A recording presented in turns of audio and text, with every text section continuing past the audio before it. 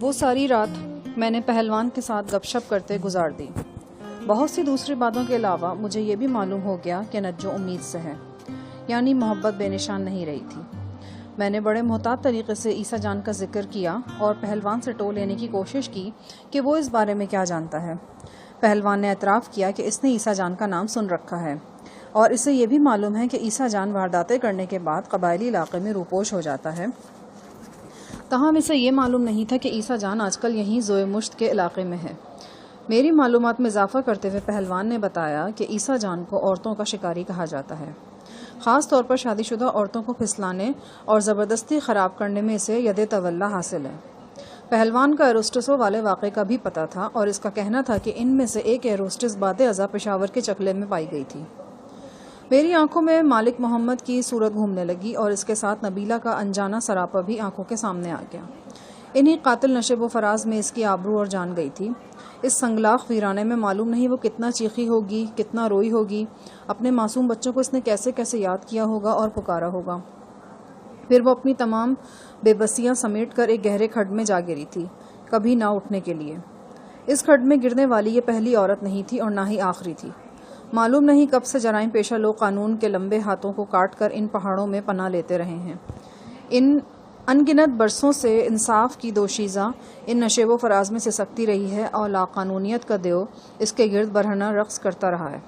اس ملک میں انہی سرحدوں کے اندر چند مخصوص علاقوں میں پہنچ کر مجرم ہر فکر سے آزاد ہو جاتا ہے۔ ایسا کیوں ہے؟ یہ سوال ہر غور کرنے والے کے ذہن میں چیخ بن کر ابھرتا ہے اور تادیر سماعت میں گونجتا رہتا ہے۔ لالٹین کی خوابناک روشنی میں پہلوان اور میں مسلسل مصروف گفتگو رہے۔ رات بھیگتی چلی گئی اور آخر کار اس جھونپڑے سے باہر صبح کاذب کے آثار نظر آنے لگے۔ مجھے یہاں رہ رہ کر اپنے ساتھیوں کا خیال آ رہا تھا۔ میں کسی کو بتائے بغیر یہاں چلا آیا تھا اور اب میری گمشدگی کو قریباً 15 گھنٹے ہو چکے تھے۔ یقینی بات تھی کہ سب لوگ میرے لیے فکر مند ہوں گے، خاص طور پر ایس پی برکت کا تو میری جدائی میں برا حال ہونا یقینی تھا۔ عین ممکن تھا کہ وہ پولیس والوں کا مخصوص گانا آجا مرے بالما تیرا انتظار ہے گا رہے ہوں اور تصور ہی تصور میں مجھ سے مکالات کر رہے ہوں۔ میں نے سوچا اندھیرا چھٹتے ہی یہاں سے نکل چلوں گا اور 7-8 بجے تک پڑاؤ میں پہنچ جاؤں گا تاکہ میری وجہ سے آج کا پروگرام درہم برہم نہ ہو۔ لیکن جو کسی نے کہا ہے میں نے خدا کو اپنے ارادوں کی ناکامی سے پہچانا، یہاں بھی قدرت کاملہ نے اپنا ثبوت دیا۔ 3:30-4 کا وقت تھا جب بستی کے کتے زور و شور سے بھونکنے لگے۔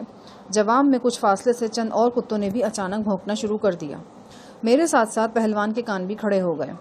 پہلوان نے اٹھ کر جھونپڑے کا کھڑکی نما در کھولا اور باہر جھانکنے لگا۔ رائفل اس کے بائیں ہاتھ میں تھی۔ دفعتاً بوہیلی کتوں کی مخصوص آواز نے مجھے چونکا دیا۔ میرے کان دھوکہ نہیں کھا رہے تھے۔ یہ یقیناً کبیر علی شاہ کے کتے تھے۔ نجو نے میری ادھڑی ہوئی جیکٹ سوئی دھاگے سے مرمت کر دی تھی اور قمیض کو بھی گزارے لائق کر دیا تھا۔ میں پہلوانی لباس اتار کر جلدی جلدی اپنی اوقات میں آیا اور باہر جانے کے لیے تیار ہو گیا۔ پہلوان میری عجلت دیکھ دیکھ کر حیران ہو رہا تھا۔ میں نے اسے بتایا کہ میرے ساتھی ڈھونڈتے ہوئے پہنچ گئے ہیں۔ ہماری آوازیں سن کر نجو بھی عقبی حصے سے آ گئی۔ اس کی آنکھیں بتا رہی تھی کہ ہماری طرح وہ بھی نہیں سوئی۔ صاحب جی آپ جا رہے ہیں؟ شاید جانا ہی پڑے، لیکن گھبراؤ مت، ابھی ہم یہیں ہیں، کل یا پرسوں دوبارہ ملاقات ہوگی۔ میرے جواب نے نجو کو مطمئن کر دیا۔ وہ میرے شکاری بوٹ لے آئی۔ انہیں دھو کر اور صاف کر کے اس نے بالکل چمکا دیا تھا۔ میرے بوٹ پہنتے پہنتے جھونپڑے کے دروازے پر دستک ہو گئی۔ ایک شخص نے پہلوان کو پکارا۔ پہلوان نے دروازے پر جا کر چند باتیں کی اور آ کر مجھے بتایا کہ میرا اندازہ درست تھا۔ کچھ لوگ مجھے ڈھونڈتے ہوئے یہاں پہنچے ہیں اور اب سردار بشر گل کے پاس کھڑے باتیں کر رہے ہیں۔ میں نے پہلوان کو ساتھ لے جانا مناسب نہ سمجھا اور وہیں جھونپڑے میں اس سے رخصت ہو کر سردار بشر گل کے جھونپڑے پر پہنچ گیا۔ میری نگاہ سب سے پہلے انسپکٹر باجوہ پر پڑی۔ اس کے ساتھ ہیڈ کانسٹیبل نذیر بھی تھا۔ اس کے علاوہ کبیر علی شاہ، اس کے 2 خادم اور خاصہ دار فورس کے 5 جوان بھی اس پارٹی میں شریک تھے۔ مجھے دیکھ کر انسپکٹر باجوہ کے چہرے پر کامیابی کی چمک نمودار ہو گئی۔ اس وقت ہم شکاریوں کے بھیس میں تھے، لہذا سلوٹ وغیرہ کا تو چکر ہی نہیں تھا۔ انسپکٹر باجوہ نے اپنے افسرانہ غصے پر قابو پا کر یاری دوستی کے لہجے میں کہا، بھلے مانس، یہ کیا کیا تم نے؟ ہمارا تو آدھا خون خشک ہو گیا تھا تمہیں ڈھونڈ ڈھونڈ کر۔ بس باجوہ صاحب، حالات ہی ایسے ہو گئے تھے، ابھی بتاتا ہوں آپ کو۔ انسپکٹر باجوہ اور کبیر علی شاہ کی نگاہیں میرے چہرے کی خراشوں اور خستہ حال جیکٹ پر تھیں۔ میں نے پہلوان کو منع کیا تھا لیکن پھر بھی وہ میرے پیچھے موقع پر پہنچ گیا۔ سردار بشر گل کے ساتھ پہلوان کی چند باتیں ہوئیں۔ میں نے پہلوان کے ذریعے سردار کا شکریہ ادا کیا۔ جواباً سردار نے پہلوان کی وساطت سے سب کو قہوے کی دعوت دی۔ کبیر علی شاہ نے مقامی زبان میں پابندہ سردار سے چند جملوں کا تبادلہ کیا۔ غالباً اس نے معذرت کی تھی اور کہا تھا کہ وہ بہت جلدی میں ہیں اور سورج نکلنے سے پہلے اپنے پڑاؤ میں واپس پہنچنا چاہتے ہیں۔ تھوڑی دیر بعد ہم پابندہ بستی سے رخصت ہو کر اپنے پڑاؤ کی طرف گامزن ہو گئے۔ 2 فرلانگ کا فاصلہ طے کر کے انسپکٹر باجوہ نے بڑی مشکل سے طے کیا اور اپنی پوری افسرانہ شان سے مجھ پر حملہ آور ہو گیا۔ ہاں بھائی، یہ کیا تماشا ہے؟ کچھ پتا ہے کتنا خوار ہوئے ہم؟ ایس پی صاحب نے ایک بندے کو سمجھایا تھا کہ بغیر بتائے کوئی ادھر سے ادھر نہ ہو۔ سب سے زیادہ زور تم پر دیا تھا، کچھ یاد ہے تمہیں؟ بالکل یاد ہے جناب، میں نے ماتحتانہ انکسار سے کہا، لیکن موقع ایسا تھا کہ میں کسی کو جگا نہ سکا اور نہ بتا سکا، بس ایک دم ہی وہ خانہ خراب سامنے آ گیا تھا۔ کون سامنے آ گیا تھا؟ وہی جناب جس سے ابھی آپ ملے ہیں، لال کرتے اور دھوتی والا، پہلوان شہباز کہتے ہیں اسے۔ کون ہے یہ؟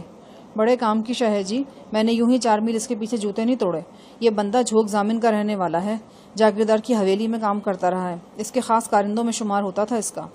انسپکٹر باجوہ کا تنا و چہرہ نرم پڑ گیا۔